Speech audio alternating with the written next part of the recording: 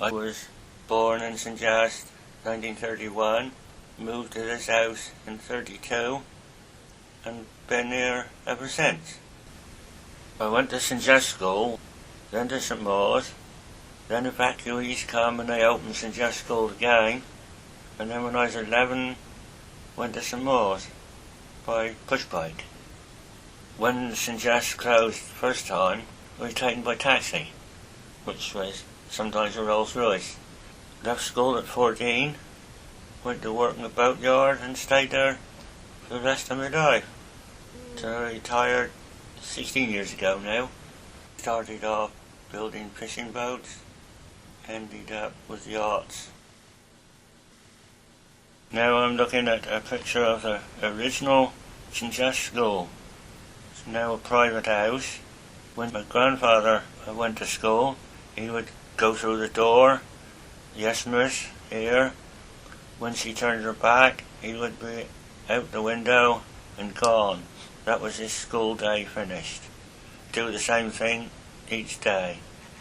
He ended up in the army, and he worked in farming. He was a mail driver for a while when our post used to come from Grampound Road by horse. My grandmother lived opposite the water tower in St.Mawes. That's my father, who was doing gardening in St.Mawes when St.Mawes was being developed a lot. Gave up gardening and went to work on a farm for that actor. Now we come to a wartime one. Mother, father and myself taking outside. There's the window. I think I'm perhaps dressed for school. My father was in home guard. He's there with his rifle. Their guard position was the water tower. There's a phone mast now. Grandparents living on a farm down there, road at that time. And even when we was 12, 14, you had to try and do your bit. It was after school. You would come home and help with corn harvest. You would carry a sheave at that time, as it was known. Pick up potatoes. Always something different to do. No machinery then, it was done by hand work. What I'm looking at now is my mother dressed as a land army or whatever it was called in the First War. She worked on a farm for lots of years. I mean, she would work a couple of horses and think nothing of it. If you remember where the water tower is, she would go off left. Farms in there, 2 or 3 farms in there. This is my mother in the Second War, talking to a pig, which most farms would fatten a pig. We was allowed 2 pigs a year. And if you killed a pig, you would have to register and lose your bacon ration for a month or 2. This is a grandfather in the Gerrans area. He used to have a little small holding, really fattening bullocks.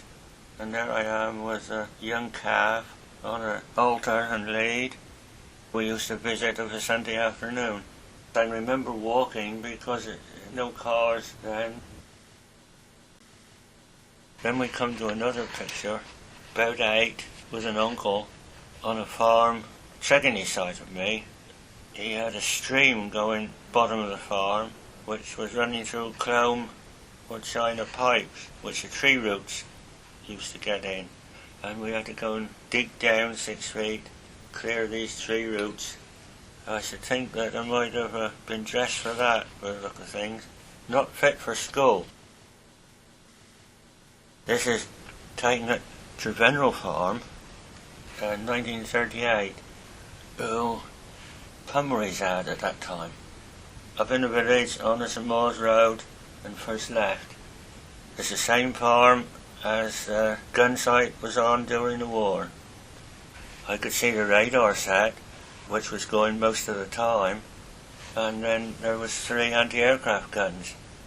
And I remember sitting at the table, seeing them come up off their cradle, point to the sky, and we was close enough for the windows to rattle when they fired. I have heard that I wasn't watching one day and didn't see the guns come up and suddenly one or two let off, and they tell me I ran through the door and under the table. And I can remember going into a farm in the lane when there was sentries on the gates. That's a farm about a mile away on the Brickhill River. There is the owner of the farm, which is Sonny Ale, late actor, who done lots of shows in London. I think my father would be one on top, Roading A. Yes, I remember that. 2 horses, Duke and Madam, they was called. You get down in that farm in the evenings, high tide, which that is. Lovely place. Photo I'm looking at now is harvest time. My grandfather on the left, just shocked up, as we call it, shocked up a lot of sheaves. I think they might have been cut for the size.